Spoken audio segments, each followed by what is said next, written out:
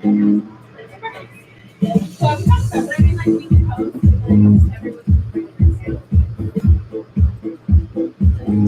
yeah.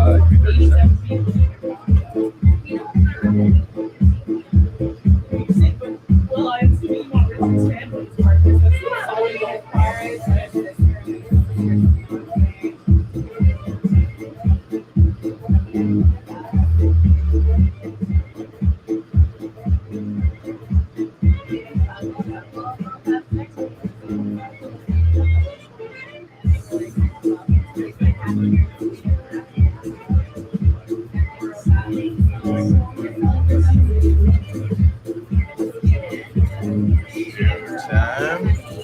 Live here, yeah? Yep. Let's do it. Okay.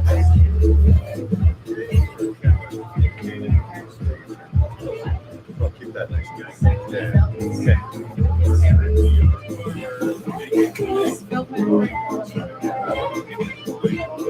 Get your shit together.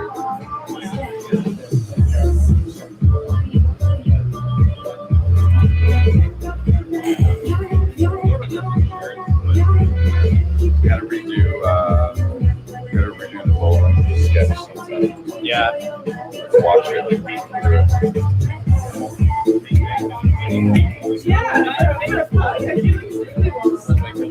Yeah. Sorry.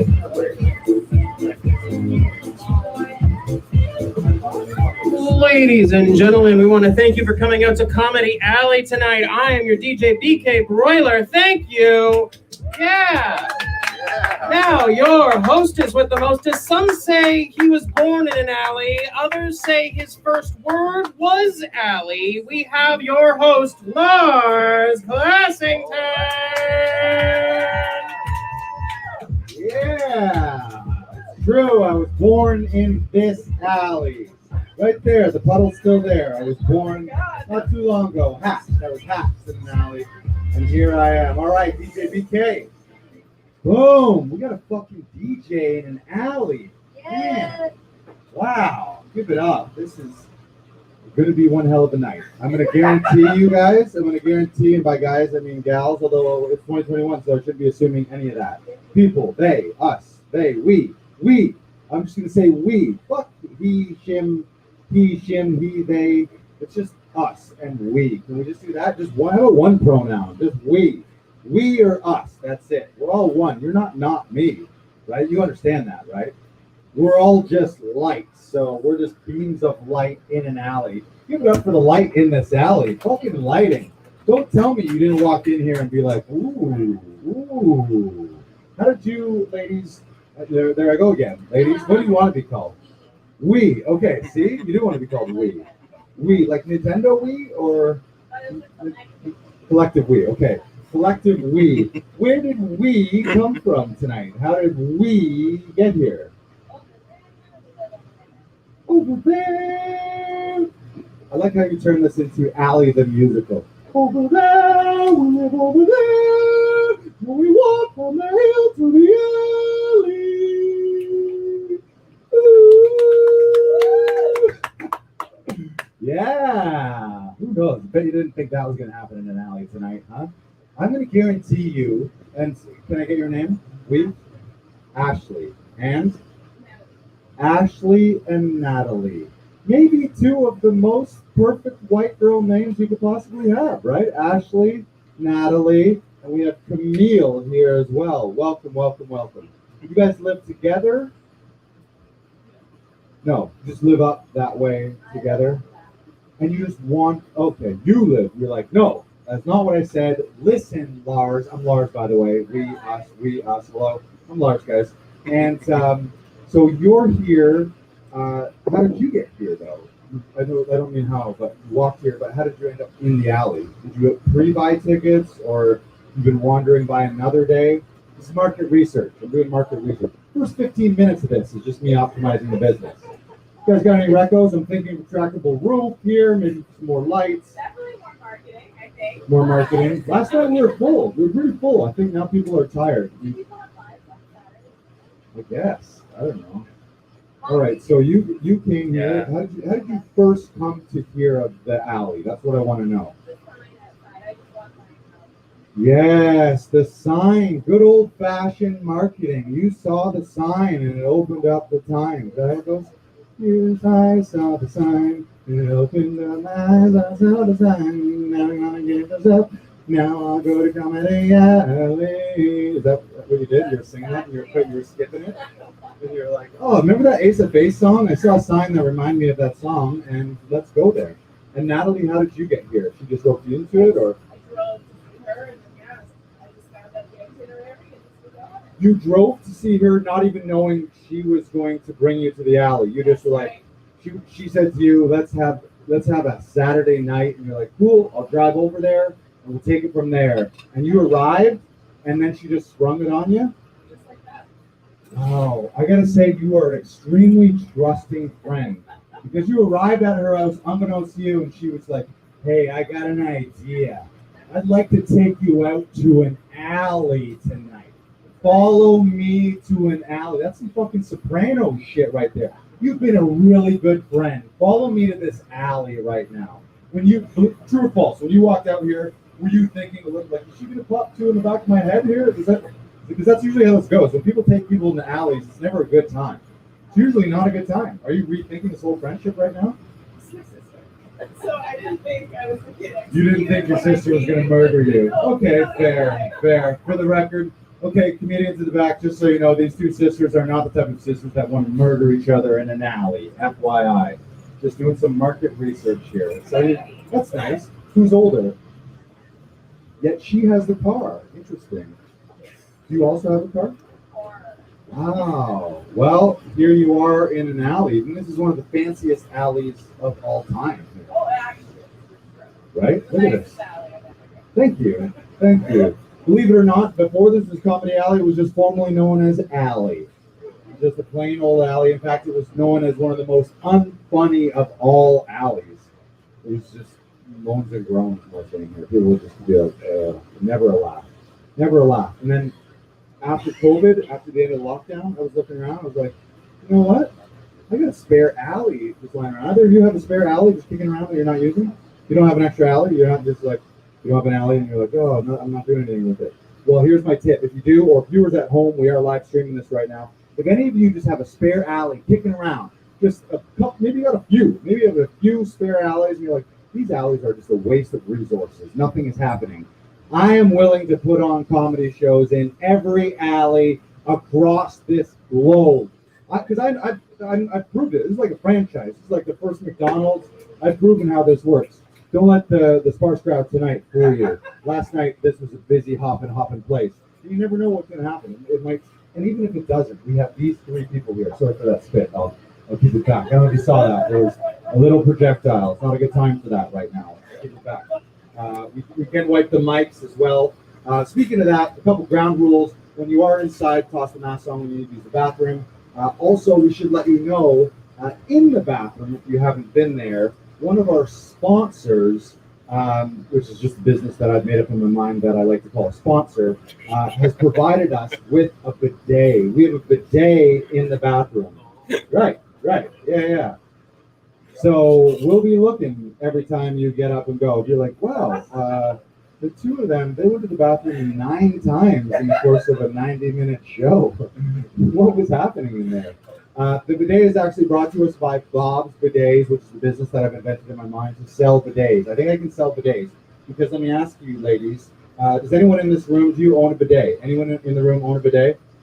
Nobody. Andrew, you do? Yeah, I got one. Classy guy, I got all the right? sheet. Yeah, it's great. You got some European blood in you? Is that French, Italian, Portuguese? Half Italian. Forget about it. Right, that's why. Because I've never seen an ad. There's no bidet depot. There's no bidets of us. I've never heard a radio ad, a magazine ad. I don't know who's selling bidets, so I want to sell bidets. So I put one in there for you guys to test, and I'm gonna teach you the jingle. I think a good company name for a bidet company is Bob's Bidets. Is your dad named Robert by any chance? Oh, imagine he was. You'd be a bidet billionaire by the end of the night. Okay, so here's the thing. I'm going to sell everyone here a jingle. I'm going to sell you a bidet based on a jingle alone. I'm like Sleep Country Canada. I do not have a business plan. I have a big old warehouse of bidets, just like they have a big old warehouse of mattresses. and they have no business plan. Christine McGee just has one fucking hell of a jingle. She's like, I'm going to take all of the money that we have right now and just invest in a solid jingle, which in my head is a pretty good business plan. Don't waste it on business plans. Just really invest in my jingle making ability. So here's Bob's Bidet's jingle. Come on down to Bob's Bidet's, 'cause with the bidet you're always rim job ready. Bob's Bidet's. Do not tell me that's not the best fucking bidet jingle you've ever heard in your life. She said beautiful, and a tear came to her eye. She was like, they do make sure you're always rim job ready. That is one of the primary functions of a bidet, right? You're feeling that. You're like, I will buy one right now. You know what? You can buy that one. Game used tonight. You can take a used bidet home. Who wants a used bidet? Who's buying? Who's selling? It's like one of them. Have a penny, need a penny, need a penny, take a penny. Have a bidet, leave a bidet. Need a bidet, take a bidet. You know how it works. Just like umbrellas in front of a door. You know, leave your bidet. I'll carry mine around. You guys know how this shit works, right? You've seen it. Right? You gotta be forward thinking about this stuff. You gotta be ahead of the game, is what I'm saying. You didn't come to Sally not to learn fucking great ideas, right? Seriously, you didn't come here to not become a bidet billionaire by the end of the night. Believe it or not, I did a show in Gravenhurst. You guys know where Gravenhurst is? You know where it is? Okay, Muskoka, lovely town. I did a show at Gravenhurst. If you were like, ooh, what venue did you do? Did you do the Opera House up there, the theater? I did the Gravenhurst Jug City. That's a convenience store, not a strip club. The Gravenhurst Jug City is a convenience store. It's a gas station. They also sell worms there. I was on stage. There was a convenience store, and then they sell like charcoal for your barbecues and big jugs of water. And right next to me there was a worm machine. I was on stage talking about bidets in Gravenhurst, and a guy came in, and I was like, "Oh, sir, you're here for the show?" And he's like, "No, I'm just here to buy some worms."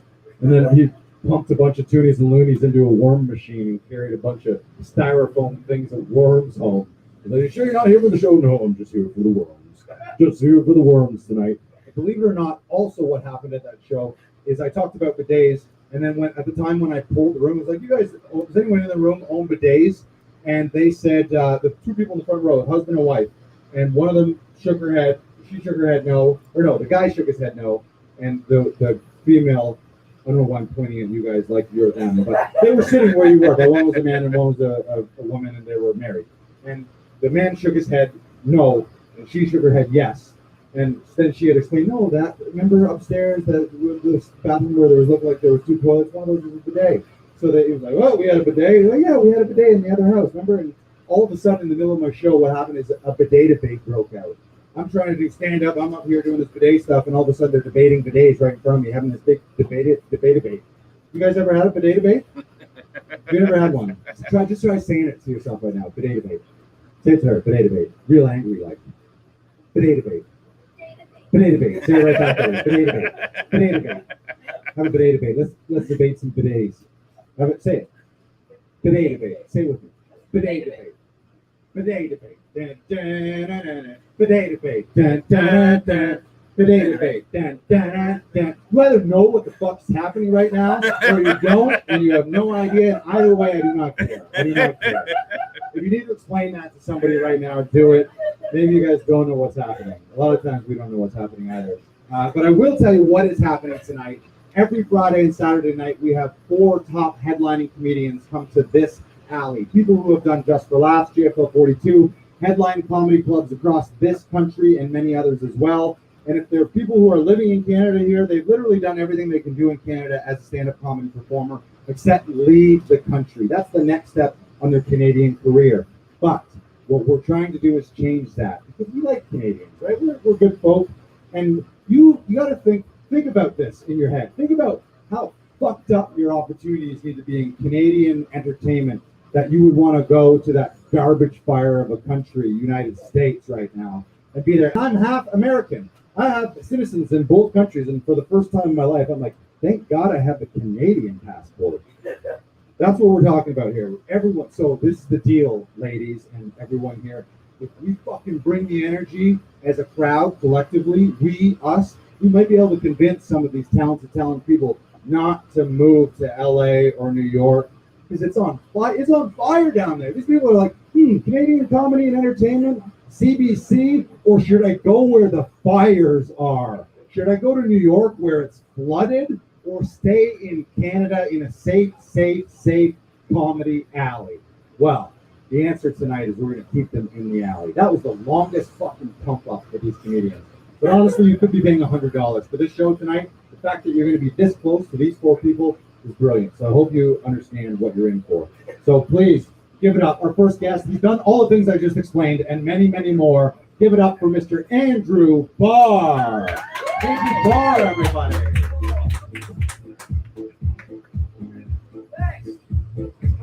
Appreciate it. Hi, hello everyone. It's nice to see you, all three of you there.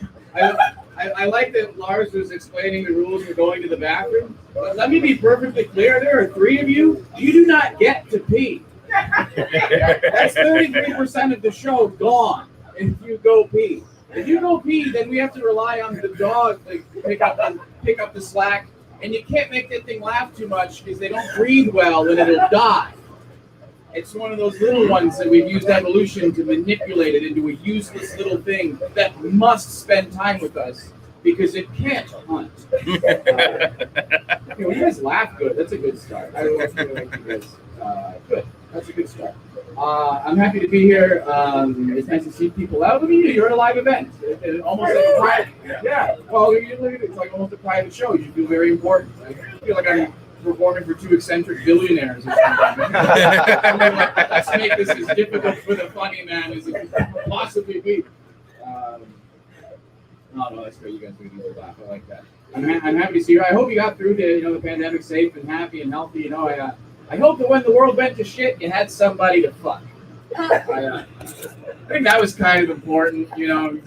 I was a single man, right, when everything went dark. So I just woke up one day, and then Justin Trudeau told me that it was illegal for me to fuck now, right?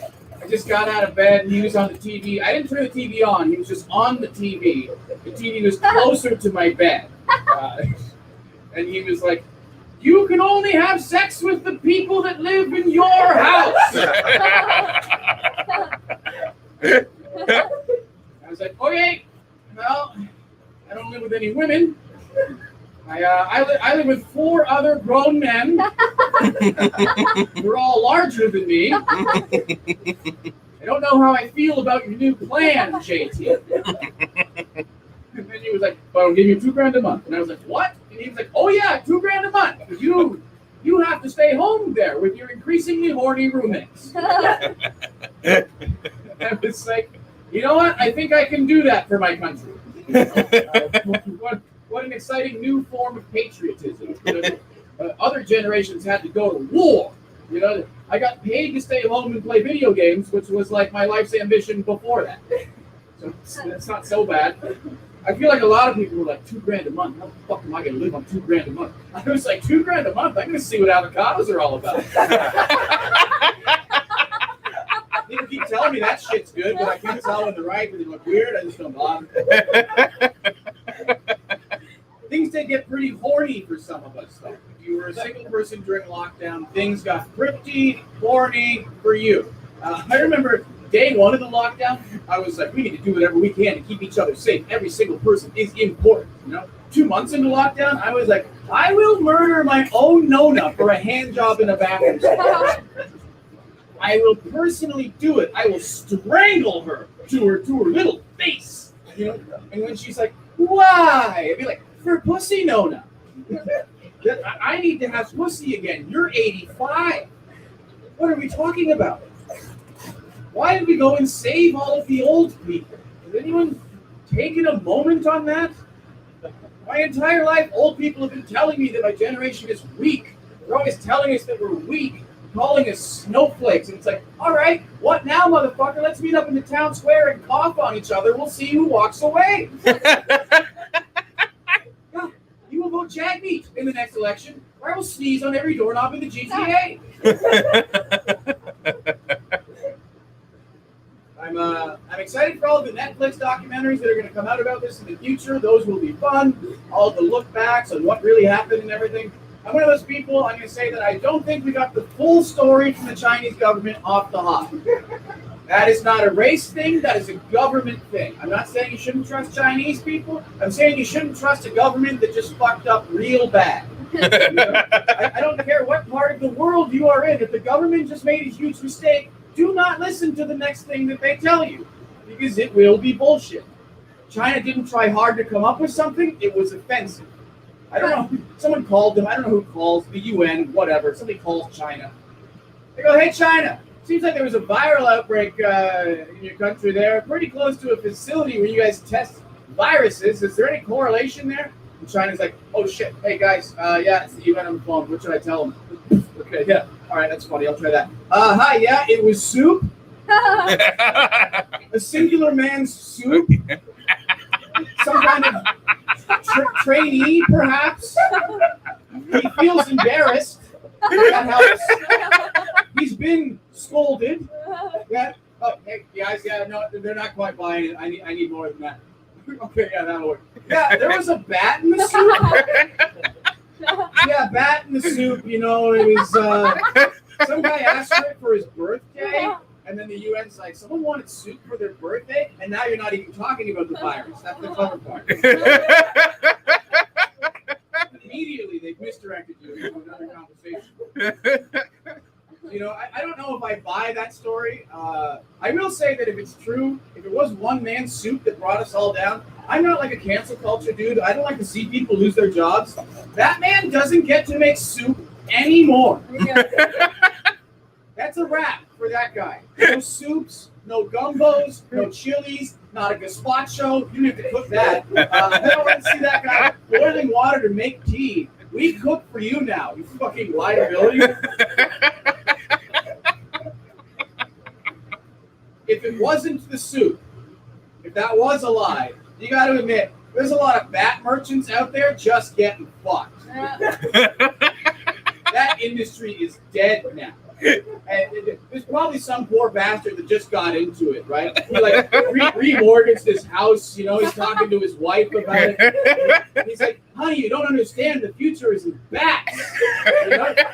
It's ethical, it's sustainable. You can rent a cave for fuck all. 10 years from now, we're all gonna be eating bats. We gotta get on the ground level of this shit. That man is just getting railroaded. Try to sell a bat today. Good luck. I'll give you 10 bats in a month to sell them. You'll return with 10 bats. You can't even, Halloween's coming up, you can't even sell a plastic bat right now. Go to Dollarama, skeletons, gone, sold out. Pumpkins, sold out. Bats, fully stocked. People are hurt. They don't want to see a bat. All those bats are going to end up in the, they can't sell them, they're going to end up in the fucking ocean. They're going to scare the shit out of some fish. I feel bad for all the small businesses that closed during COVID. I do feel bad. I will say that maybe if your business closed, it's because it was shit. Here's the thing. The pierogi restaurant on Queen is still open, and that's the dumbest idea for a restaurant I've ever heard of. So, yeah, take that in. The pierogi restaurant is open. So if your business closed, feel a little embarrassed about that. This is a restaurant that serves only pierogies. And I mean a restaurant. It's not a man on the corner with a cart. This is a building. They have seating. They serve alcohol. They are expecting you to dine in at the pierogies only restaurant. Imagine that. Imagine it's your fucking Saturday night, a night like tonight. You've worked hard all week. You know, you're ready to go out with your friends. 6 or 7 of you together. You're pre-drinking. You're ready to have a good time. Imagine saying out loud, is everybody feeling pierogies tonight?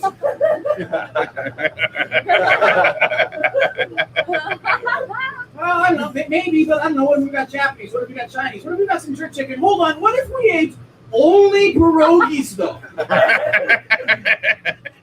To be honest, man, that seems a little restrictive. What if we went to a restaurant where they have pierogies and also other things? No! No, I'm a demented human being. I've decided I cannot enjoy pierogies unless there are only pierogies on the premises. Okay, sure, fine. We'll go to the pierogi restaurant. That sounds good. What countries are pierogies popular in again? Oh, only the sad ones. Oh yeah, if you can picture a country where it is gray all of the time, that is where pierogies are enjoyed. No one's ever eaten a pierogi in the sunshine. It's impossible. As soon as you stick your fork into the pierogi, your own personal cloud manifests above your head. And then it rains on you. They tell you that that's sauce. But it's not. It's rain from the manifested cloud. I think looking back on everything, I think there's certain businesses that should not close. No matter what's going on, certain businesses should be left open. I think you got to let people get their fucking hair cut. I don't care what's going on in the world. Let people get a goddamn haircut, please. Because here's the thing. Banning barbers is like making abortion illegal, right? It doesn't actually stop the haircuts from happening. It just makes them more dangerous. Yeah. Everyone's still got their haircut. We all just look like shit. You guys didn't see people walking around with their little back alley bowl cuts? Looks like they prank cut their hair with a pair of pliers. Little parts of their ear are gone now. All the haircuts still happen. Just instead of being in a salon, it was in someone's kitchen, and then the roommates got mad because there was hair in their fucking eggs the next day. Shit gets everywhere. It's been a hard year for dating, obviously. Everything was mostly online before, now even more so. Everybody's got an app and another app, an app where they message you. Everybody's sending their dick pics and doing their thing, doing the e-flirting. It's not my favorite way to flirt. I'm not good at it. I'm not going to stand here as a grown man and lie to you and say that I've never sent a dick pic in my life. I have bounced my boner off a few satellites, sure. My dick beat both Bezos and Musk to space, and I feel good about that. For reasons that I don't fully understand. It's not my favorite way to flirt. Like I said, I'm not good at it. A couple months ago, I was flirting with this lady. It was like 3 o'clock in the morning. We're both blocked. You know? It's like 3 a.m. You know, you're doing that one-eye flirting. You can barely see your phone. You should just both go to bed. But you're driving after something. You don't even know what it is. But you're going for it. And, you know, so she asked me for a picture of my dick. And my dick at that time was not a dick that you take a pic of. You know, I had a lot of whiskey and some drugs. This was, you know, if I took a picture of that dick, people would have expected it to be an obituary for my dick. It was in the newspaper. You know, my dick was on a long weekend. It's just not there. It's coming back Tuesday. But that's not a problem because, man, you know, ladies, you might not. Every dude, you know, you got your little dick pic dossier in your phone. You know, just a few of the classics. You know. You got a dick pic for every little occasion, you know. You got your Christmas dick pic and your Easter dick pic, and you got a happy holidays one so you don't offend anybody. You got your sorry for your loss dick pic. You know. That one's not fully erect because it would be inappropriate, right? You know, it's sort of a flag at half mast kind of situation. You send them like a half chug, and you go, "Hey, sorry for your loss. Look at me over here. I can't even achieve full erection. We are all feeling pain." Achieve an erection is a funny phrase, clearly coined by men. We love to give ourselves credit for nothing. Achieve an erection so that we can wake up every day and be like, I've already accomplished something. God damn, do we love to pat ourselves on the back. But anyway, so I look through my folder and I find what I think is a pretty nice honking photo of my dick. You know, I've really cheated some angles. You know how in Lord of the Rings they made people look tall and short with those camera tricks? I've utilized some of that technology. And I've got what is a nice shot, I think. So I send it over to her and she's like, "Ooh, is that dick for me?" And I'm like, "Oh yeah, baby, that current, real time, happening right now, penis has been achieved by the beauty that is your person." And she's like, "Yeah, are you sure about that? Because it's broad fucking daylight in that photo." That's when I realized that it was 3 o'clock in the morning and I sent this woman a daytime dick pic. She was like, "Oh yeah, that's from right now. Where are you? Antarctica?" Like, it was just so clearly not from then. I might as well have sent her a picture of my dick, like from a trip that I took to New York, where outside the hotel window you could see like the 2 towers still standing there. right. I roped you in with the dick, but it was a 9/11 joke. I completely betrayed your trust. Probably do like one more. Is that next? It's summertime. That's nice. I like the summer. Check this out. Last summer, I made a woman squirt for the first time. Thank you. No, there's no need to applaud. I shouldn't say made squirt. I should not say made squirt. Like it was my prowess that achieved this thing. You know, I think a more accurate phrasing would be: I was with a woman who tends to squirt, and I was the man present that day. But you know, regardless, it is nice to be involved. Happy to be there, enjoying myself. It's an interesting subject, right? Because there's a lot of debate out there, you know, about what that liquid is. Is it pee? Is it not pee? You know, what could it be? And you know, I am not a scientist or even an educated man. Until I was like 10 years old, I thought that one testicle was for sperm and one was for pee. So I don't know anything. What I will say is someone with a little bit of front lines experience on this subject is when it comes to the squirting, all that I will say is that it comes out of where you pee and it tastes like pee. So, you know, to the consumer, it makes little difference.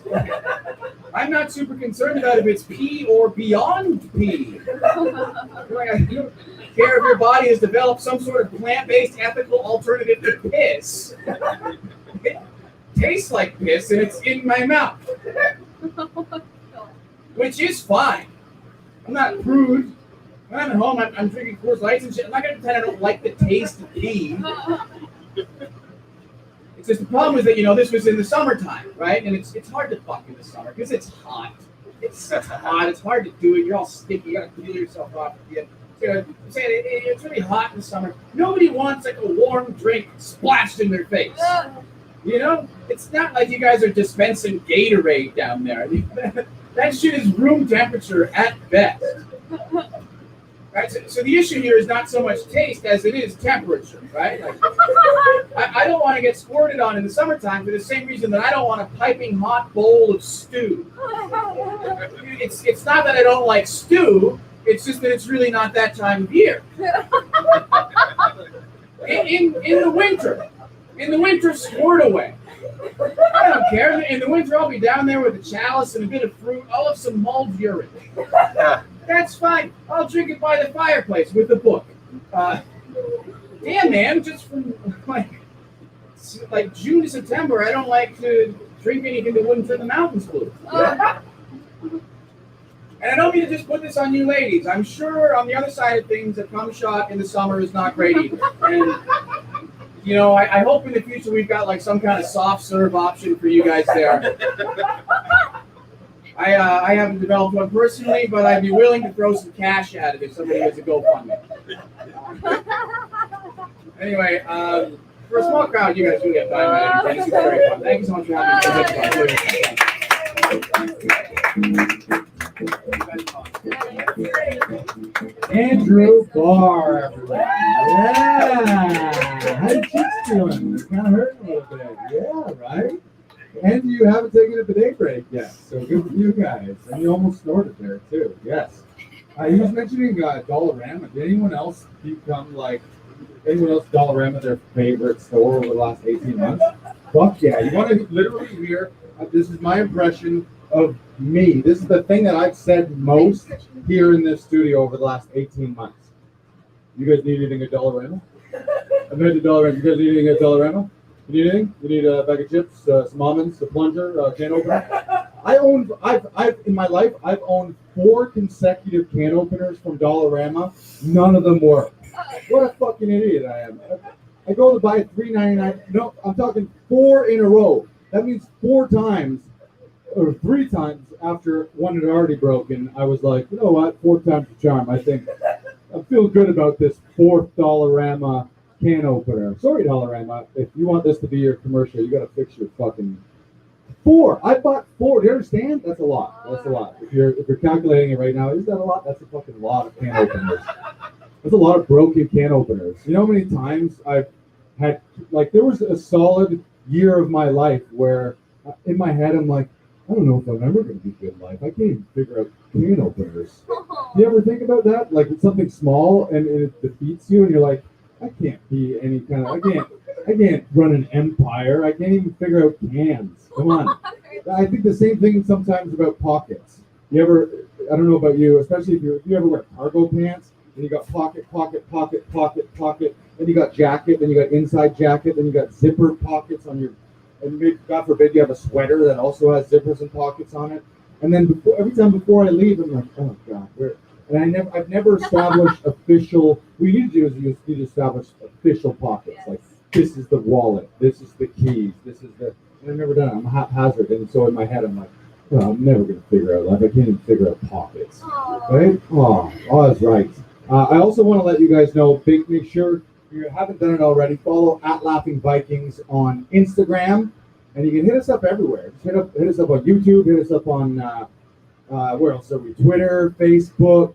Where else are we, Brandon? All the podcast Twitch. places. We have podcasts all over the place. Any podcast, just you hit us up there, and hit us up on Twitch, and hit us up on Dropbox. You guys on Dropbox? You guys on Dropbox? You on Dropbox? Hit me up on Dropbox. You gonna add me on Dropbox? Add me on Dropbox. I'm on Dropbox. Oh yeah, you can add. Oh, don't tell me. Are you late to the Dropbox party? Are you guys on Dropbox in the back? Casey, you on Dropbox? You on Dropbox? BK, you on Dropbox? Yeah. You got to be ahead of the curve. Remember back in the day when everyone was blowing up on TikTok and you were like hemming and hawing about, should I get on TikTok? And then it blew up and people now famous and rich because of TikTok. You got to get on Dropbox. I'm ahead of the game. It's not a thing yet, but I'm there. And I'm lurking. I'm around. I got a big old box on Dropbox, and it's getting bigger every day. We can combine our boxes. We get a big old mega box. We can have like Megatron, Voltron. We can combine our boxes. I got like gigabytes of boxes on Dropbox. You on Dropbox? Hit me up on Dropbox. You guys need anything at Dollarama? You guys need anything at Dollarama? You need anything? Nothing? Can't open it. All right, guys. Your next comedian. This is a fun fact. She was here last week. She wasn't scheduled. What we call a bonus comic, a drop-in. And she was like, you know what, I'll do a tight 3 minutes. And the 3 minutes that she delivered was so fucking good. We're like, we got to get you back here for more time.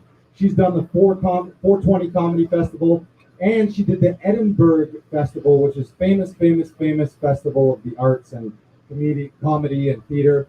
And I think her show that she co-produced and sold it out in Edinburgh, and Edinburgh is fucking huge. I do believe her show had the best name that you could ever name a show. This is the co-producer of Ghost Orgy. Give it up for Hannah Lawrence. Ghost Orgy. Ooh, Ghost Orgy. Hannah Lawrence.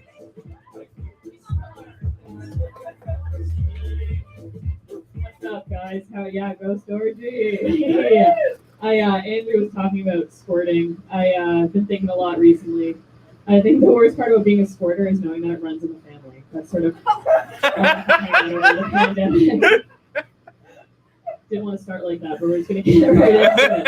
You never know how a guy's gonna take it, eh? He's either super into it or like totally appalled. It's not my fault you only have one change of shoes. Grow up, we're adults, right? You guys are cool. Going hard with the squirting material at the top. You guys have jobs? Yeah. Oh my god, I feel like you guys are sick. What do you guys do for work? What do you do for work? Oh, already so much better than me. What do you do for work? Okay, manager, sick. Are you guys hiring? I need a job. I was working at a spinning studio before the pandemic. If you don't know what that is, it's where rich white women go to feel what struggle is, right? There's about 40 bikes in this damn basement. We all had our matching spandex. Everyone has yeast infection in there. It smells disgusting. It's actually what they put in the protein balls. I've heard rumors. That's what they told me. Shut the door, class starts, now it's a brewery. You guys like beer? That's so disgusting. There's this one instructor, his name's Romeo. First of all, fake name. You know how confident you have to be that your kid's gonna fuck to name him Romeo? Like, my parents have never believed in me so much about anything in life. We're like roommates. And I don't think he's actually an instructor. I think he's just a hot man there to yell at us. And it works. It gets me inspired. This one time he tried to really fire us up. He turned off all the lights in the studio. He put on The Climb by Miley Cyrus. We all pedaled and cried. And this is what he said to get us like excited. He's like, listen, guys, some people can't use their legs. Oh my God. So today we have to ride twice as hard for them. And then he lit a lighter and started waving it. I was like, I have to quit. I think I'm involved in a hate crime now. So fucked up. That's not okay. So I'm looking for a job. I don't know, man. I tried to like find some extra money. I needed a side hustle during the pandemic. I wanted to sell my underwear online. It's an oversaturated market. Kind of like my underwear. I work at a spinning studio. It's been hot. It's been a hot summer. I don't know. I'm also just way too anxious of a person. Like I just can't do that transaction. It stresses me out too much. I wish I could smoke weed, but it just fucks me up. Can you guys smoke weed? You guys smoke weed? Yeah. Last time I smoked weed, I watched The Matrix and then immediately tried to check myself into cannabis. That's a true story. It fucked me up so much. I've taken an edible once in my life. I spent the next hour just rotating over the toilet. I didn't know which hole it was going to come out of. Like, it was so bad. It fucked me up so much. The next hour just researching SpongeBob conspiracy theories. Like, it's not good. I need a job. I realized I needed a job when I was at Hanlon's on Monday, the new beach in Toronto. Cool spot. It was my first time there. Everyone's like, oh, you gotta go check out the sunlight. The sunset. Best sunset in Toronto. You get the whole skyline view. It was beautiful, right? Just like these pink and orange skies, and then 2 senior citizens just 69ing on the shore. I was like, I need a job. I definitely need a job. I don't know, man. Toronto's cool, I guess. The subway's it's insane right now. I was on it recently. This guy came up to me. I immediately didn't trust him. He's wearing tearaway sweatpants, right? Can't be trusted. Why are you so ready? For what? I don't know. That's what scares me. We're gonna play soccer. We're gonna fuck. I'm gonna start running. This guy came up behind me and just whispered titties in my ear, which, right? New one for me. That was the first. I would have taken a handshake at that point. No, just titties, which is so scary. Also really hot. It's been a pretty dry quarantine for me. Most action I've had in a while. I'll take it.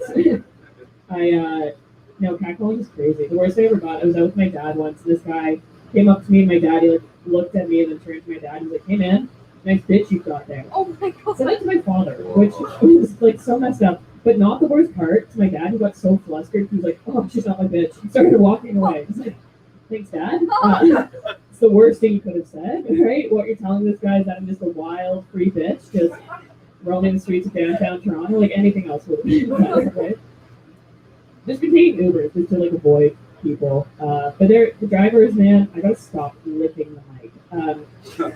You can wipe it. You can wipe it. I'm double back. You wiped it? No, you can. Oh. Yeah, we can. Oh, I've already We'll also wiped it. double back. Yeah. Keep licking it. I was talking about Uber drivers. They're fucked, man. I was in a car recently. I thought the driver was jerking off. Turns out he's just trying to eat fully shelled peanuts without me knowing, which I think is the worst time to do that, right? Middle of the pandemic, pizza windows are up. There's just shells all over the passenger seat, like it's a crime scene. And he realized I caught on. He made eye contact in the rearview mirror. Instead of stopping, he just offered me a peanut. He's like, don't you just love that crunch? He's like, you know that crunch of the perfect peanut? I was like, I wish you were jerking off so we didn't have to have this conversation. You're so annoying.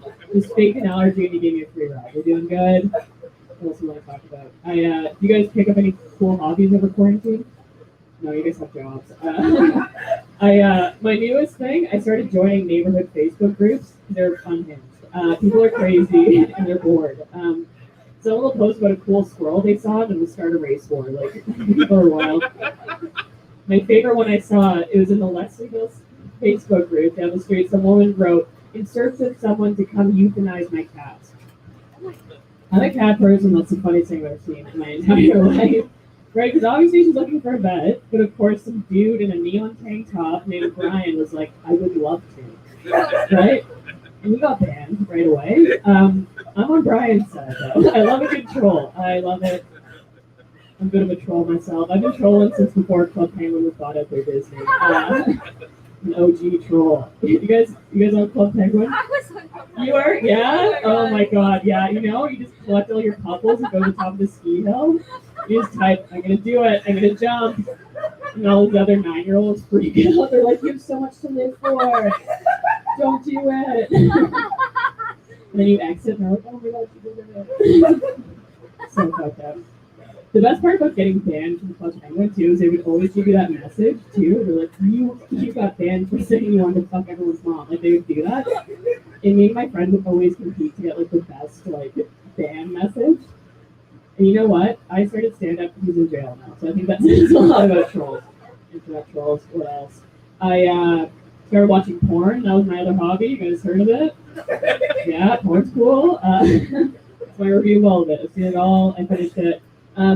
There's this one move that always ruins it for me, though. You guys might know it. When the guy gets to lie on his back, just chilling, having the time of his life, and the woman has to like squat over his dick, like she's trying to shit in the woods. You guys know that's an impossible move, right? You have to be born with that level of flexibility. It's years and years of yoga, so much money. Never met a dick worth it. Sorry. And I told this to my boyfriend, who's like, "Yeah, I get it, but it's still super hot." I was like, "All right, I have an idea. You want me to squat on your dick? Get a bigger dick. We'll meet in the middle, right? Meet halfway." He's gonna break up with me. So bad. He's such a good guy. I knew he's a good guy because the first guy I ever had sex with, he put a condom on without me asking. I was like, oh god. I got the one, right? No, he had chlamydia, but we've been going strong for 3 years. Crushing it. No, I love him. He is gonna break up with me. We use condoms. It was fun with condoms. I'm not ready for kids. I think you guys should do that. Right? You know you're not ready for a kid if you have to use a gift card to buy Plan B. That's where I'm at right now. Put my notes down and immediately forgot what I wanted to talk about. I got my period and my second vax on the same day. You guys party? Yeah, fucked me up. We don't talk about cramps enough, guys. How much pain they cause. So messed up. There's so many studies have proven that cramps can be as painful as having a heart attack, which is fucked, right? Over the average woman's life, she's gonna have 400 heart attacks. So messed up, right? So it only took one to get my grandpa. The joke never works. I just don't take men's pain seriously. I think that's where I'm at.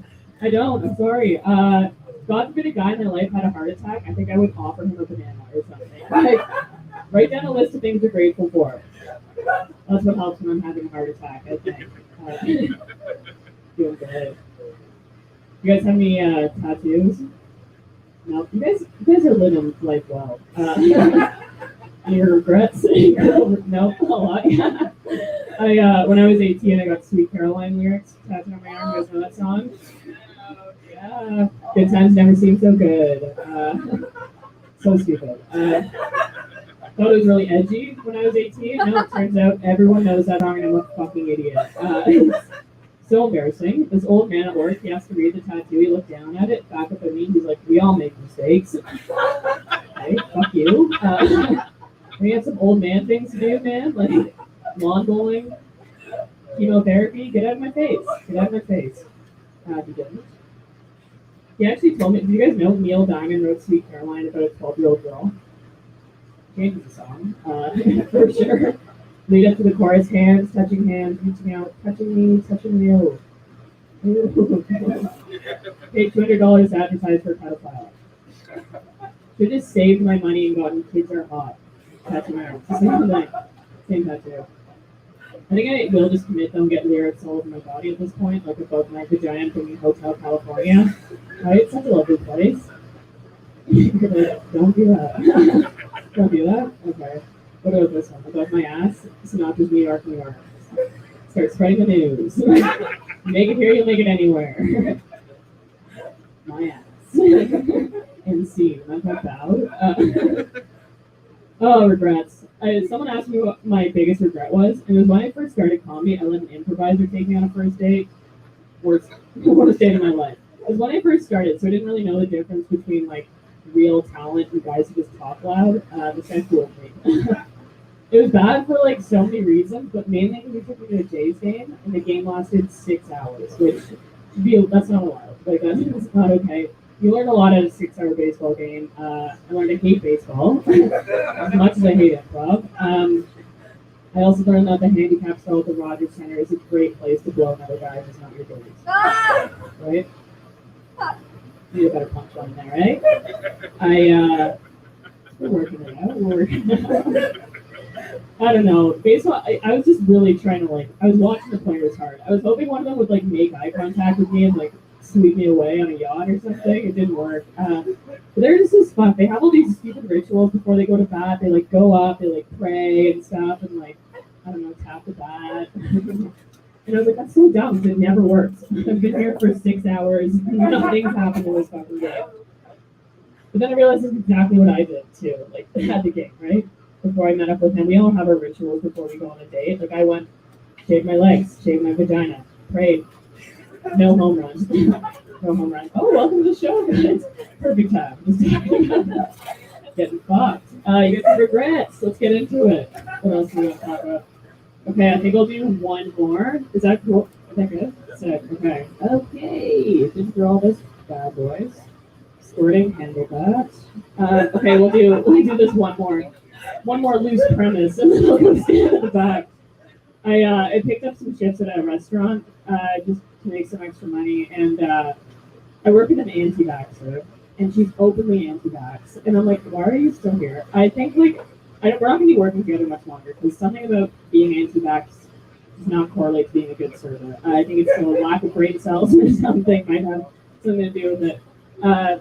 Anyways, but she also she has the most lip filler of anyone I've ever seen. Like, do your thing, girl, but you can't inject that much stuff for your appearance and then refuse to get it for your health, too, right?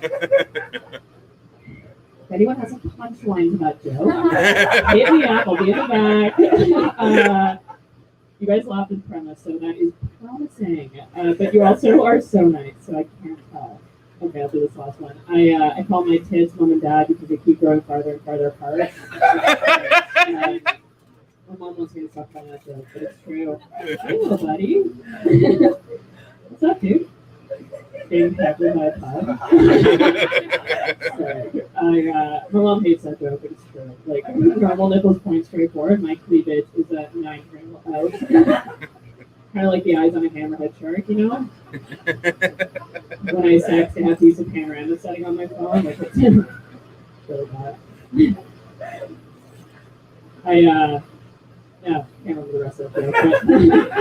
But okay, you guys are so fun. You have such a good show ahead of you. Keep going for a little.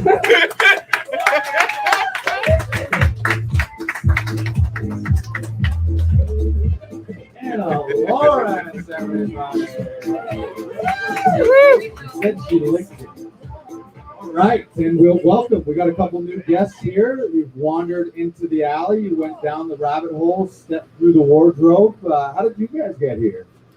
Walking down the street, we saw the sign. Walking down the fucking street and saw the sign. Old school marketing. You're like, fuck Instagram and TikTok. I want boots on the ground. And you wandered in here. You got lured in by the red carpet and the velvet rope. You're like, oh, look, it's open. I think we can just walk right in. All right. What's your name? Rob. Rob and? Haley. Rob and Haley. There's not, as you can see, it's an intimate show here. So by the end of the night, we all end up knowing each other's names. This is Natalie and Ashley. Natalie, Ashley, right here. They're sisters. They live up there, and they're here tonight. Yeah. Similar to you. They were just walking by, and they saw a sign. I don't think they're on. They're not on Instagram, but they are on Dropbox. You guys on Dropbox? You guys on Dropbox? Make sure to follow Laughing Vikings on Dropbox. I'm being ahead of the game. Remember back when TikTok was a thing, and no one, you were like, oh, should I jump on? Jump on Dropbox. I'm giving you a hot tip. It's about to blow the fuck up. I got a big old box. There's room for all of us in my box. Put a box together. All right, guys, this is fun. Happy Labor Day weekend as well, too, right? Yeah, Labor Day.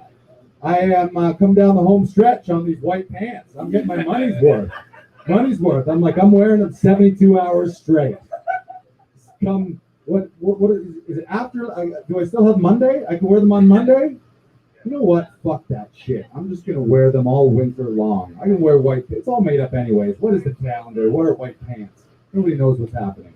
I'm just going to wear them. Right? You're like, I am on board with this guy. By the way, there is an election coming up. Are you guys going to vote in this election? You're like, fuck, they're all, I don't know. Well, good news. I, Lars Blassington, am running. Yes, I'm running. You can write my name in. I think that's how it works. I'm dual citizen, so I'm going to run as the prime president of Can America. That's it. And my platform, I'm going to give it to you guys right now. It's very, I think it works. Vote for me, Lars, and get unlimited everything, always guaranteed. I'm talking unlimited everything, always guaranteed. Yeah, fucking right. Don't ask how or when or who's going to fucking pay for it. Money's all imaginary anyways. You know what I'm going to get you? Everything always unlimited, guaranteed, or your money back. But I'll take care of it. I'm gonna cover the tab. All right. Robbie, you good? And Robbie and Haley. Robbie and Haley. Okay, I gotta sync them all in. All right. You made it for the second half of the show. You missed the first half. It's gone. We talked a lot about the days. We did that. We talked more about Dropbox, believe it or not. The second half of this show is fucking fire. We have people here who have done everything that they can do in Canada. Your next comedian, he's done Just for Laughs like a million times, like literally a million times. That sounds like a lot. You're like, a million? Really? That's a lot. That's how fucking funny he is. Did it a million times. And all the festivals, Halifax, Winnipeg, every city. And also on Debaters, and you might recognize him as Lionel from Working Moms. It's a fucking treat to have him here. Give it up for Mr. Ryan Bilbo. Oh my God, yes. Ryan Bilbo.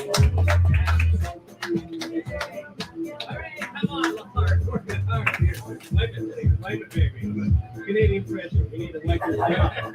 Are you kidding me? Canada can't lose me. I played literally every festival. You heard the man. The Armenian Horse Festival, the Hard Whistling Festival, which is for people who whistle very hardly, like aggressive whistlers. It's a horrible festival. I'm not gonna lie. If you have a chance to go to Guelph, what a start! Look.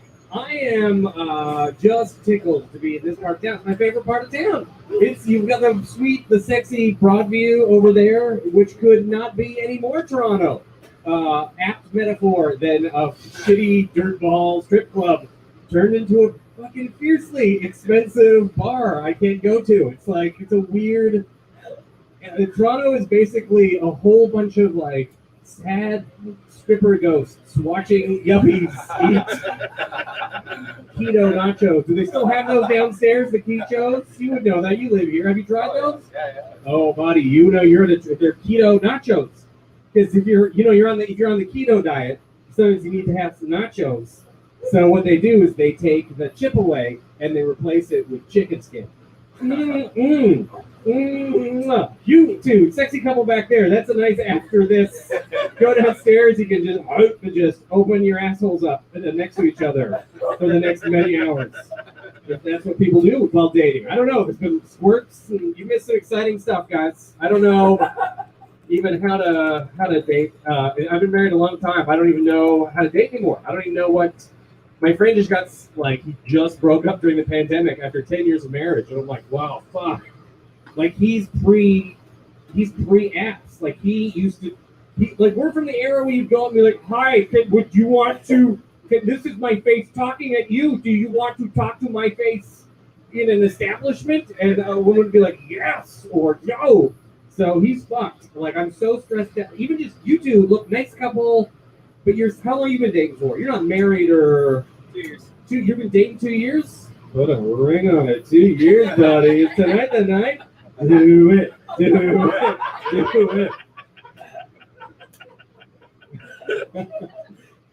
Oh, all right. People date, and I'm like, I can't even.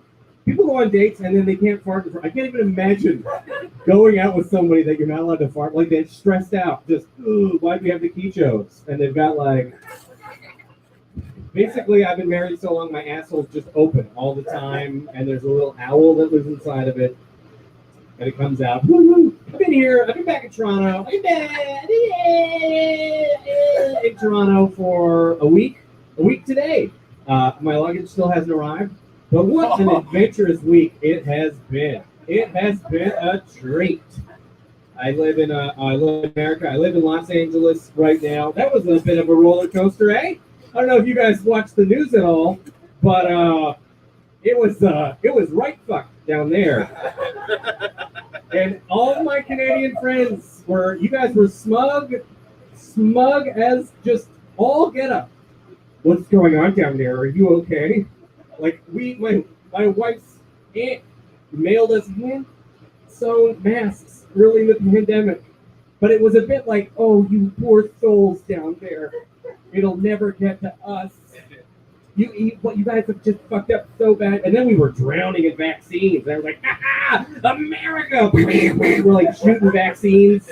And meanwhile, you're giving AstraZeneca to old people, and they're like, yeah, it's all we got. Why did I take the vaccine that sounds like a Harry Potter curse? Did you get the Zeneca? Come on, round of applause. Who's the Pfizers? Where are my Pfizer people? Oh, mostly Pfizers. Look at you, because you gave all the sketch shit to the old people. I see you guys. I see you looking at the old ones going, try it. I loved watching that. My in-laws got AstraZeneca for the first shot. And then the whole press, I follow Canadian news. I watched the whole thing. All the press is like, don't worry, guys. It's great. It's great. It's not, you got it. It's super effective. It's great. AstraZeneca, Pfizer, it's all good. And then they're like, we're just not going to give you a second AstraZeneca. Okay? Because that shit is pure poison. Oh my God. What have I done here this week? When you have no luggage, you just walk around a lot looking for store. It was hot. It was so hot when I landed, and it was the moistest place I've ever been. My asshole, it's always my asshole. I'm just defaulting to my asshole nonstop. It was so moist all the time. It was really upsetting, and you can't buy. Canada cycles out clothing months before the seasons change. You could not buy a pair of shorts in the Eaton Center to save your life.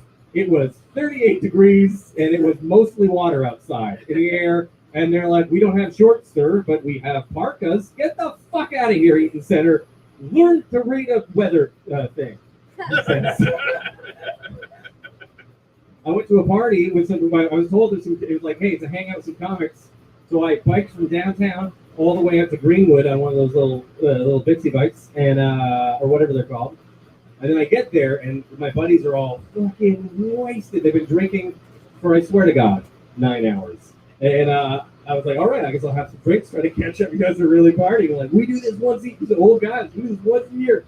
I'm like, all right. Then he held up a plate of mushrooms. He's like, you want some mushrooms? I'm like, fuck it.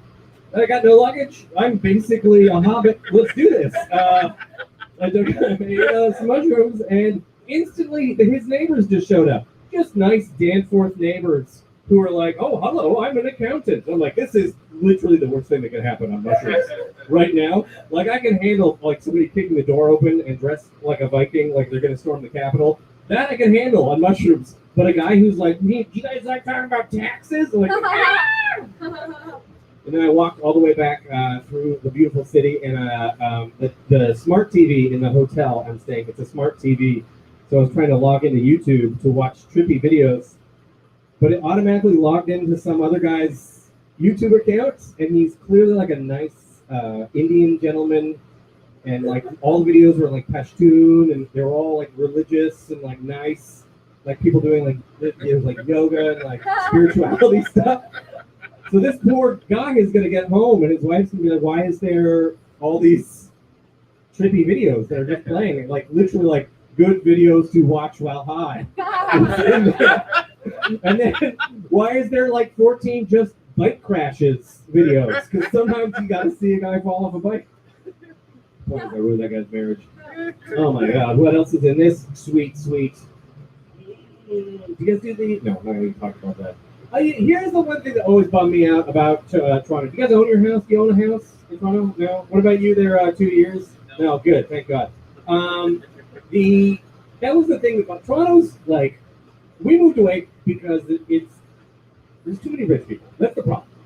And when I say rich people, I don't just mean like snooty accountants who show up to parties and creep me out when I'm on mushroom.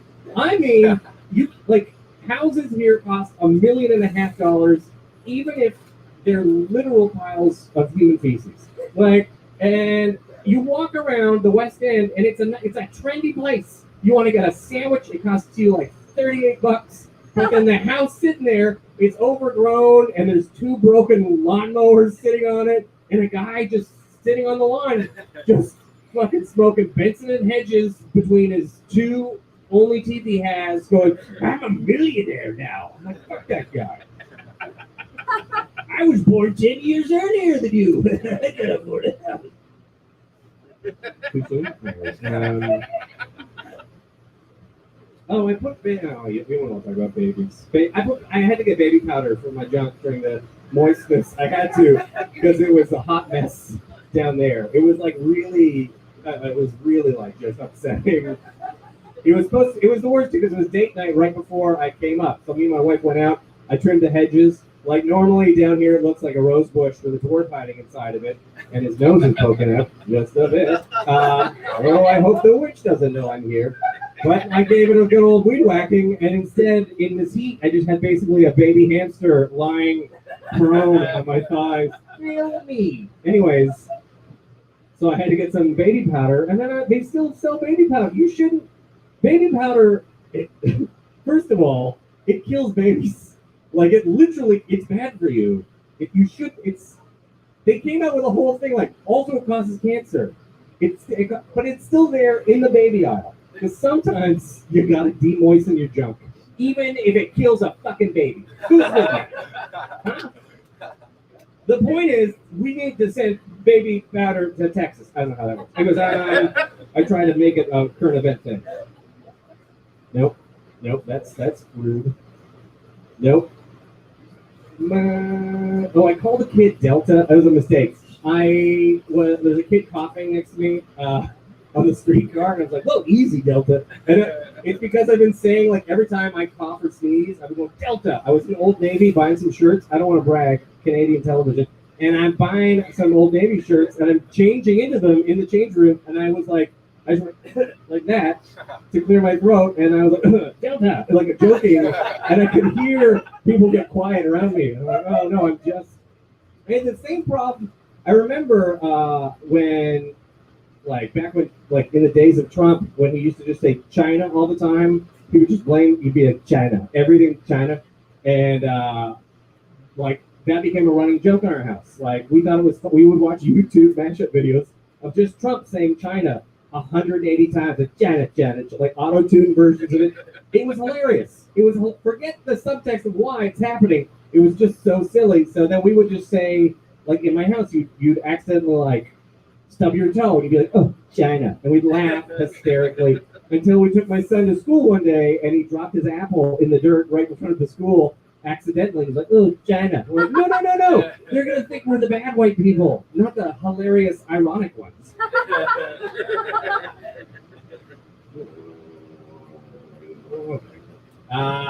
America really didn't give a fuck about, like my daughter's 5, she's in kindergarten in America. I have American kids, I have American children. My son was, he went to school in Canada at first, but he's got a little bit of Canadianism. But my daughter's fucking American. Like I'm trying to like go, hey baby, can you say how's it going, eh? And she's like, hey, how's it going? Hey, what the fuck? Like, when you live in Jersey, you work on cars. Hey, fucking day, with my fucking egg, dude. She is a super American. Like she either talks like that or she talks like California girls. She watches a lot of YouTube. We try and let her watch the YouTube because that's where we watch offensive videos. And the algorithm, you can't trust a 5-year-old with an algorithm because it'll radicalize even a 5-year-old. Like I set her up with some Paw Patrol. I come back 3 minutes later, she's like, the Jews will not replace us. I'm like, what are you watching? Don't continue playing. But she's super American. And like my son's school in Canada, you could send him to school with peanut butter, like that, or nut butters if they were like, if there's nobody who had a nut allergy in the entire school. So there was never allowed to send nut butters. They're always like, sorry, we have someone with a nut allergy. So no peanut butter this year.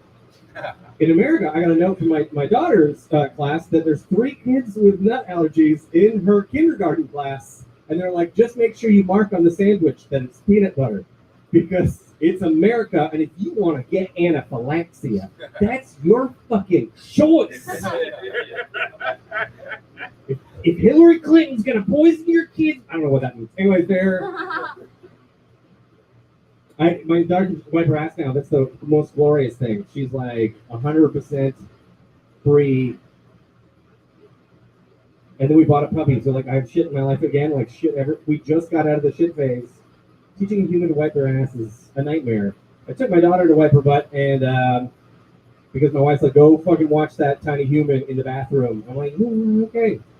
My daughter's like, hey, Dad, you watch me fucking, you watch me take a shit? I'm like, yeah, I'm gonna watch the. Hey, okay, I love it. She's so excited. Hey, want to sing a song while I'm on the toilet? I'm like, just fucking pinch it off. All right. And she just sits there. You can't just watch a fight. They take forever. They don't have a phone. They're not. They're just hanging out, just enjoying being with you. It's great. It's quality time. I'm looking at my phone. I'm like, fucking. What am I gonna do? Stare at her? Hi. These are the moments you love as a parent. And they stopped paying attention. Eventually, she got up and I'm like, are you wiping your bum? She's like, yep. And I look up, and she wasn't wiping her bum. She just had a finger in her butt like this. And I'm like, what are you doing? And she pulled it out with a shit on her finger. And I was like, ah!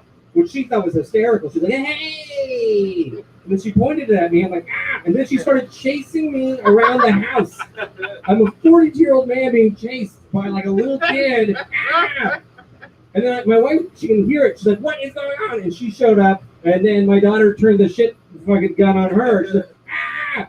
And now we're in a hostage situation with a 5-year-old who's like, I want a helicopter. I want to start watching, whatever I want on YouTube. We're like, baby, you can't do that. Just put the shit finger down. Let's go to bed.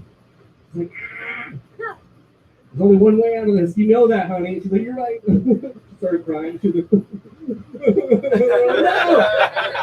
anyways, that's how we all got picked on. That's got to be more than enough time, right, Lars? Is that enough? Is that done a bit enough? Is that the right amount of things?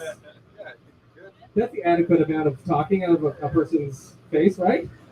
That's about it. I'm getting moist. Thank you guys for coming and supporting. You guys are delightful.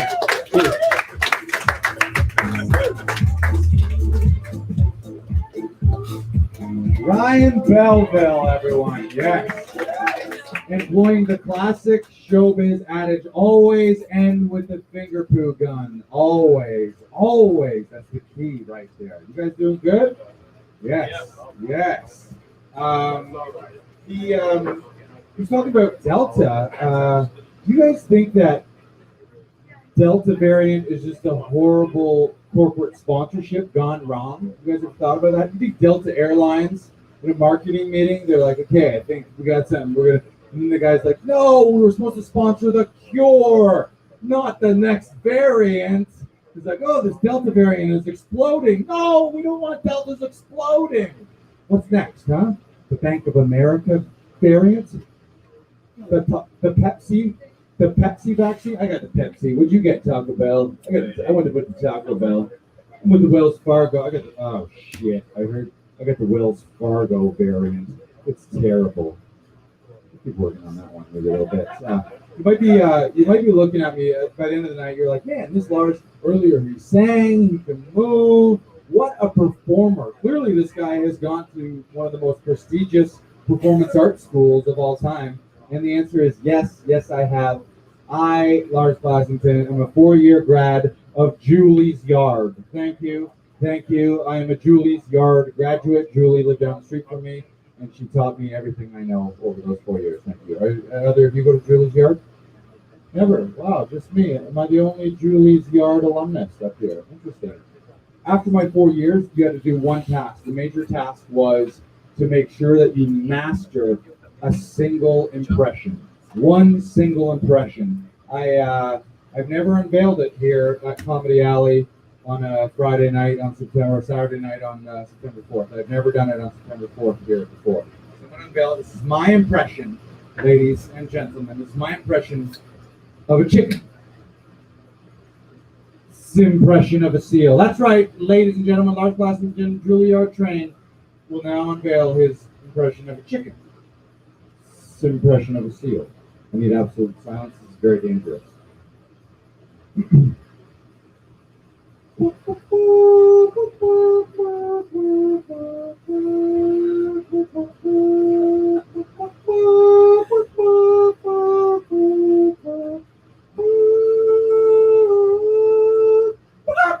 was my impression of a chicken's impression of a seal, huh? Was that exactly spot on? You were like, is that a chicken's impression of a seal right happening in front of me? Yes, it was, in this alley tonight. Wow. Wow. If you thought your mind was blown and you were just like, wow, we have reached the pinnacle of this show, it is not over, ladies. You got some more energy for your final act of the night? Bring it. Fucking bring it. This guy, he was like, if tonight goes well enough, I'm not going to leave the country and go to the States where things are on fire. I'm going to stay in happy alleys in Canada. So if you give him enough love and enough energy, he won't leave. He's done all the festivals. He's done all of the radios, CBC, CTV, and now he's here for you in a fucking alley. Please give it up. He's a legend. Casey Corbin, everyone. Come on down, Casey Corbin. Come on down. Casey Corbin.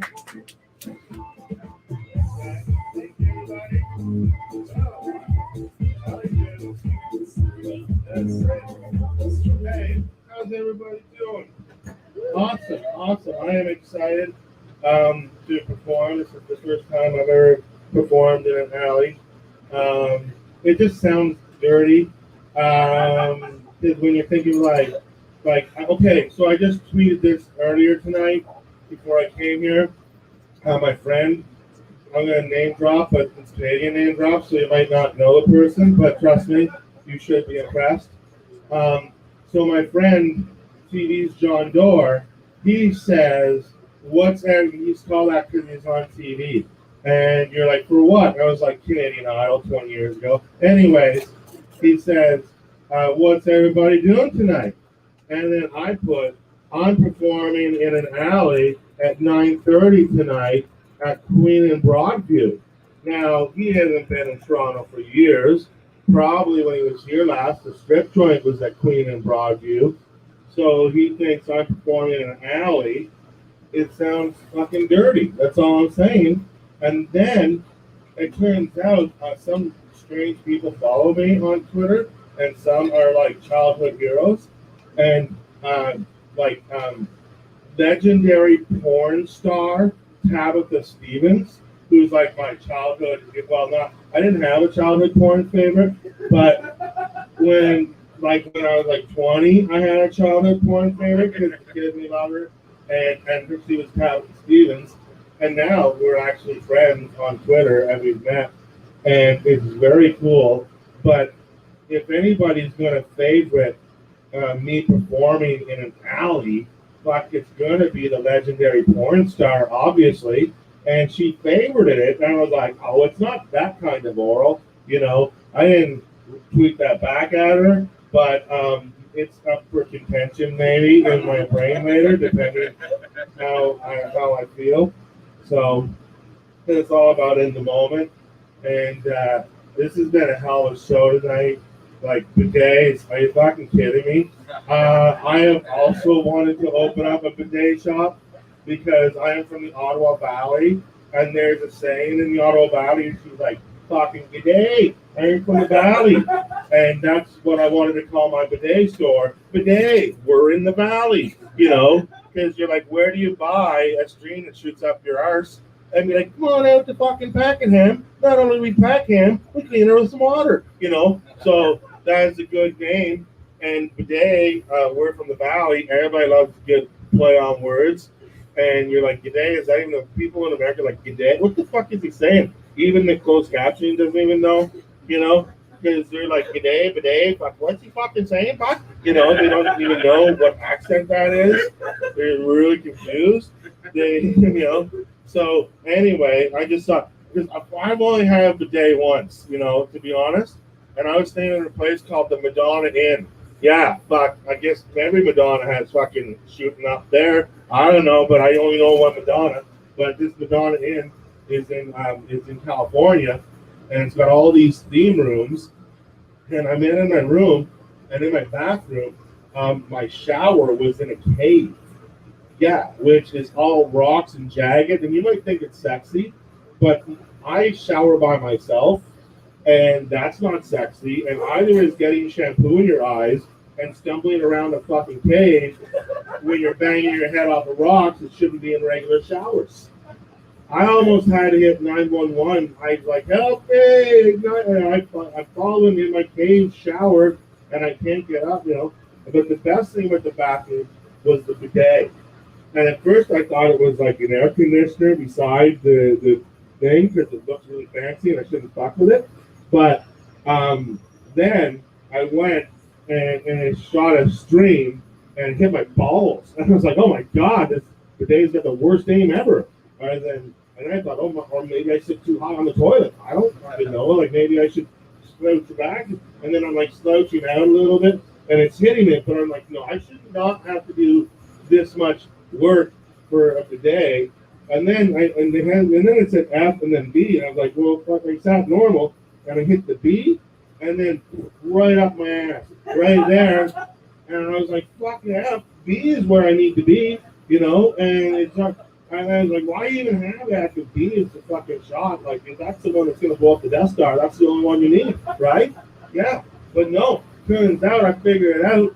F is for vaginas. Because you got a front. I'm like, what? Because I've already hit me in the balls? That's right about where vaginas are on women. I don't know if you know that. I know a little thing or two about vaginas. I know where they are and what they're like. Because it's two types. Everybody knows it's like fortune cookies and smoky sandwiches. And I know, and I want to eat both. Honest to God, I see a fortune cookie, I'm like, my lucky numbers are in there, you know. And I see a smoky sandwich, I'm like, I want to put my face in it, you know. So, anyways, haven't been in Montreal in a while, so that's a story. So, this is good. You people, I can hear you laughing at home, so that's all right. You didn't expect that happening in your basement tonight at your desk. But thanks for tuning in. I got very excited tonight because across the street at the store, they sold my favorite soda of all time. It's called Lime Crush. That's what it's called. I don't know if they have crushes in America, but they have crushes in Canada. They have different flavors, and they never sell the lime. But I found Lime Crush in the store at Queen and Broadview. You think so just go get it whenever. I'm like, no, you don't understand. That is the sketchiest store in the neighborhood. I had to go by a woman who got out of her wheelchair twice to use the ATM after being at the front of the store. Yeah, think about that. Fucking cancer cures her while she's in the store, and then she goes back out. She's out in her wheelchair again. How the fuck does that work? What is this, Narnia? They're selling hot football cards and Lime Crushes. I'm like, I'm already out $40 on the gig, but because I bought like 7 Lime Crushes and 3 packs of cards, but I'm a collector, so you know I'm gonna keep 2 Lime Crushes for later, and the cards. Hopefully, there's a valuable card in there somewhere. So that's all card collecting is. It's just hope. Just hope. I have so much hope for so many cards, and then I have cards that I hope to fucking sell someday, but they're too valuable, and it's crazy. It's such a process. But, you know, what are you going to do? I'm in COVID. I'm not having sex, as you can probably tell. You know, you can't get lockdown pussy unless you have pussy locked down. That's just logic. You know how hard it is to get. I know one guy who got laid in COVID times, and I said, how did you get laid? And he goes, on a dating site. I was like, what dating site were you on? And he said, Bubble. And I was like, so you can bang people on Bubble because you have COVID? He goes, well, I was told that as long as you have, he was on Bubble. He was on Bumble. Well, that's the whole point of this show, is he went on Bumble and he thought he could fuck people on Bumble because he heard as long as you're allowed to have 10 people in your Bumble, you can have sex with them as much as you want. Yeah, so he was dating like 3 different girls on Bumble because he thought as long as I'm in your Bumble, we can fuck. And I was like, dude, that's not Bumble, that's Bubble, you fucking idiot. You have to be in their bubble, like Alex's bubble of his family. The Trudeau said, that's a family, it's a bubble, you know? Remember Trudeau said that in earlier the jokes? Okay, let's talk about pierogies then. I remember pierogies. I've been watching this show too, but at the back while I was like vaping my one-hander the whole time. So you know, I've been working hard. watching the show. And I might have forgotten my act, and I might just be making fun of everybody else's act that you've seen tonight. But hey, they all left to go do another show, and I'm still here. So that's fine. I told them, you want to see what I'm doing? Watch tomorrow. But one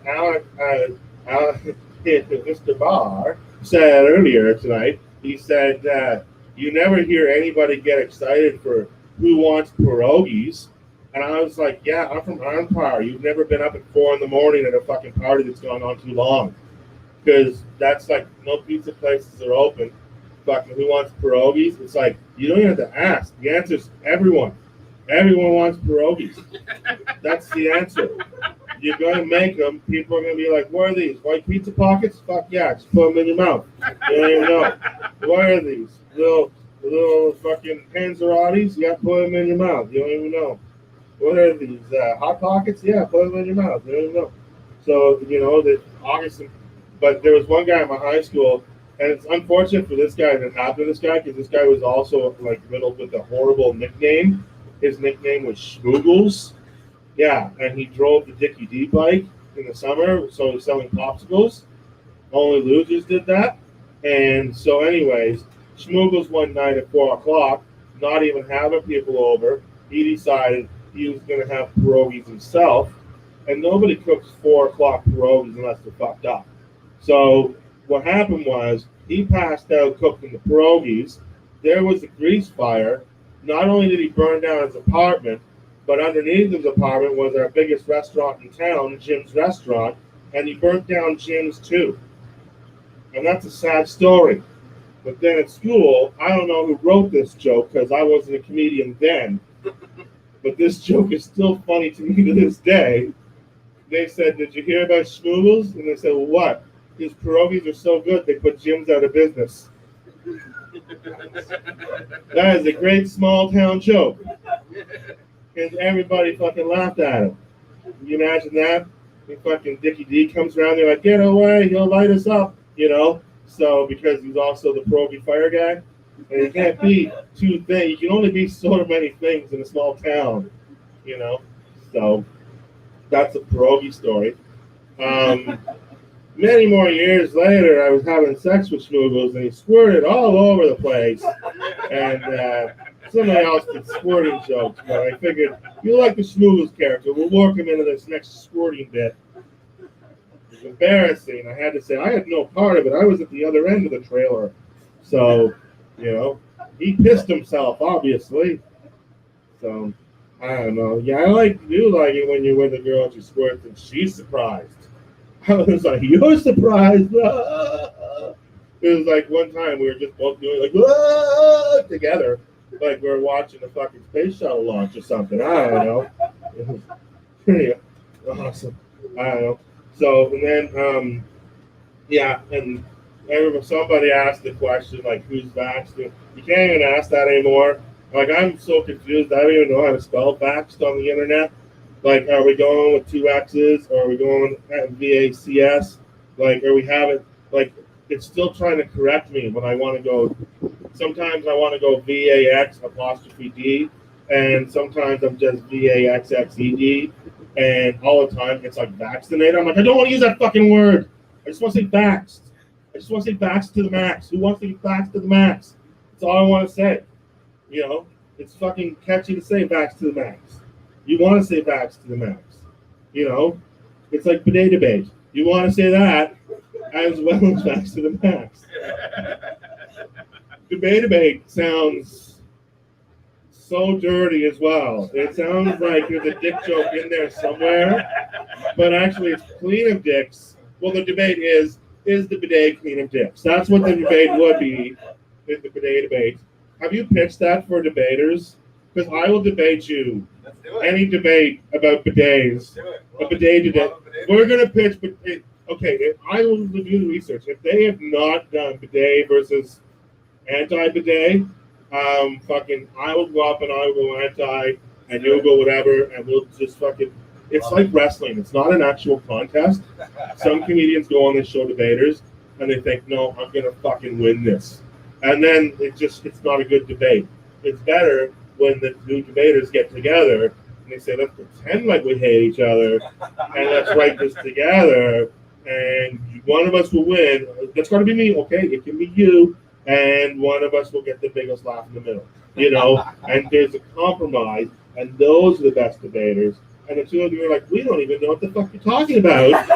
We came here into an alleyway for debates. We thought they were going to be master debates. Like some guy just jerking off in an alley. Like, yeah. And I don't even know if this looks like an alley. It looks like, in America, you're like, that's not an alley. It's too clean and well lit.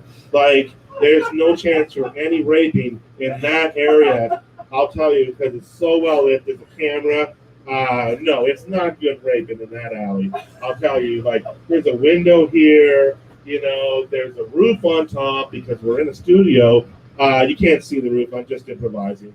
And it does look like now you're going to be questioning in your head, is this real life or is this fantasy? I can't do the rest of the song because we don't have the copyright.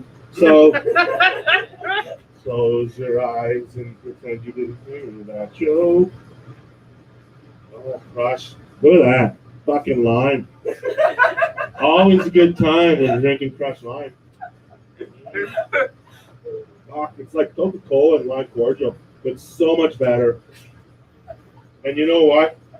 You're like, why are you spinning it around like it's a fucking globe on axles right now?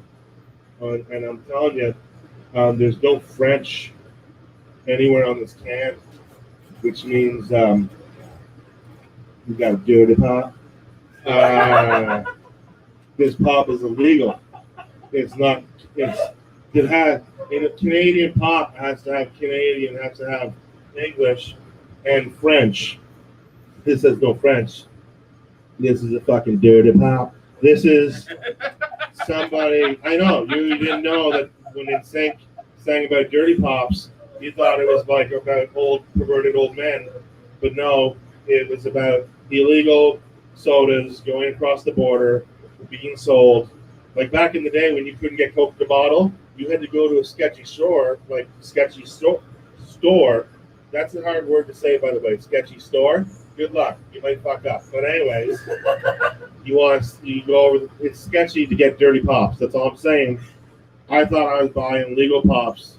So we're going to have to go back and forget everything I said about pops right now because I do not want to fuck with the CIA, crush informants agency, and deal with that kind of shit. So people are like, you ever put lime in your lime crush? Fuck no, that's redundant.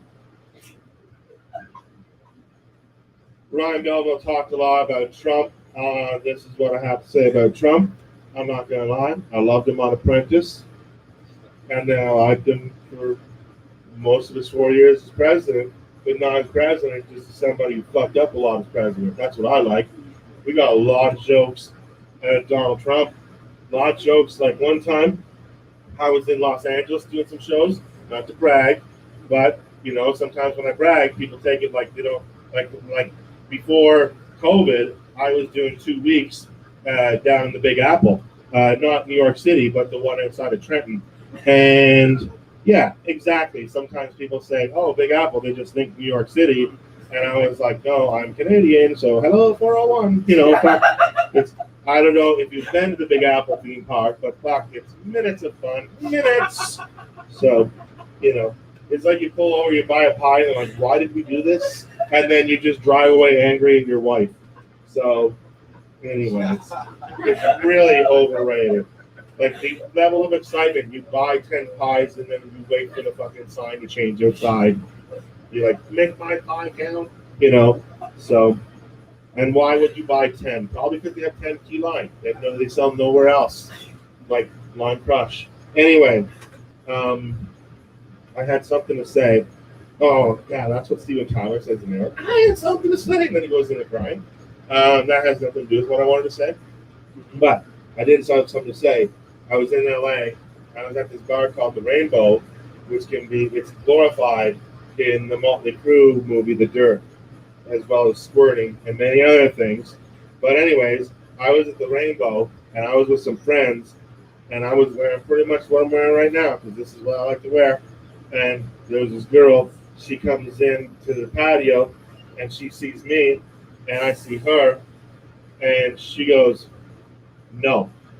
And I was like, fuck, no. Like, I didn't even know, like, I wasn't prepared for that. Like, holy fuck, in Los Angeles, they played Tinder Live.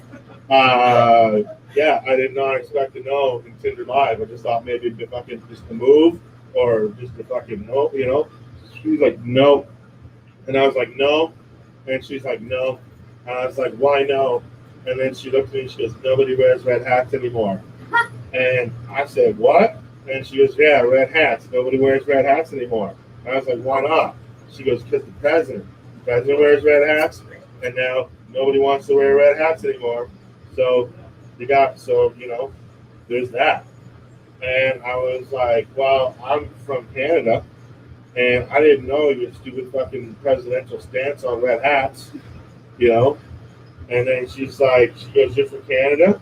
And I said, yeah. And then she goes, well, what are you even doing here then? And I said, clearly, I'm here to make red hats great again. So, yeah, and I didn't do a good job. But now Trump has inspired other people to run. And before I tell you this, I'll just get ready to leave. Yeah, if you want to check me out, I'm on Spotify. I'm also on Apple Music and YouTube and everywhere you look. But what I'm focusing on right now is Spotify, folks. It's free. And you can download it right to your phone, iPad, or you can be watching and listening right now on Spotify. Maybe on the side iPod you have, or an iThing, eyeball. It's on there. It's on everything. Anyways, I'm on Spotify, and there's a card. You're going to have to take a screenshot of that and then zoom in, and then you got my name, and then you got a little QRL number, and then I'll take you on the Spotify and go right to there where I got 4 albums. And all this stuff I did tonight, none of it on Spotify. So it's all fresh new jokes for you. And if you like Instagram, there's Instagram on the back. So you just screenshot on that, and then you take a picture of that thing, and then you're going to end up on my Instagram where there's a link to go to my Spotify. So that's good. I figured I'm on the air. I might as well cut a commercial while I'm here. So thank you for that advertising time. Now, I'm worried that Trump is going to inspire other people to go into politics that don't belong into politics. Like, I don't know if you heard about this, but Matthew McConaughey is now thinking about running for the governor of Texas. And I'm like, great, is this another Trump? Is he going to want to make America feel great again? And I think probably not. He's Matthew McConaughey. He just probably wants to make sure America feels all right, all right, all right.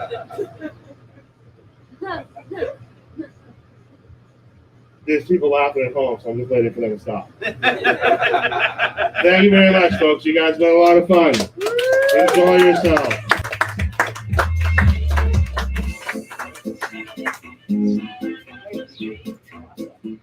He's going for Casey Corbin. And all the Canadians, you saw Andrew Barr, you saw Hannah Lawrence, you saw Ryan Belleville.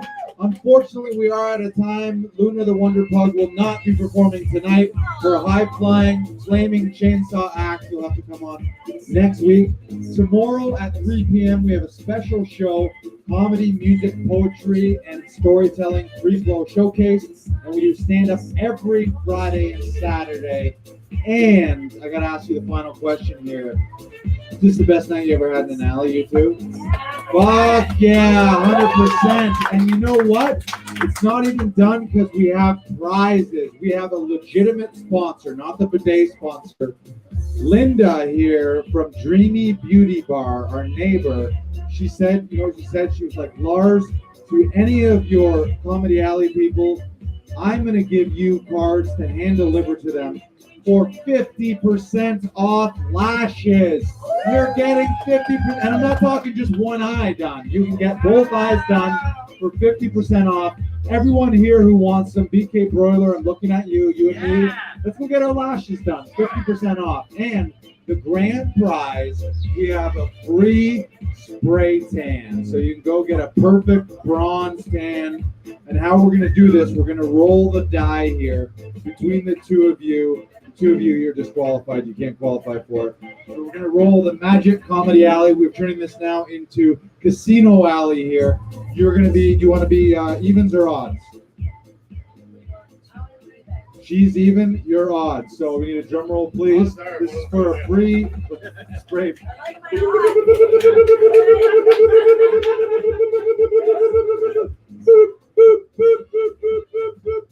It's a 2. Bam! You are the winner. A free spray tan and 50% off lashes from Dreamy Beauty Bar. That's right. Everyone's getting lashes. We're turning laughing Vikings into lashing Vikings. And that is, my friends, the end of the show. Good night, good night, good night. Tell all your friends. We'll see you next week, Friday, Saturday, 9, or tomorrow at 3. Bye, bye, bye, bye.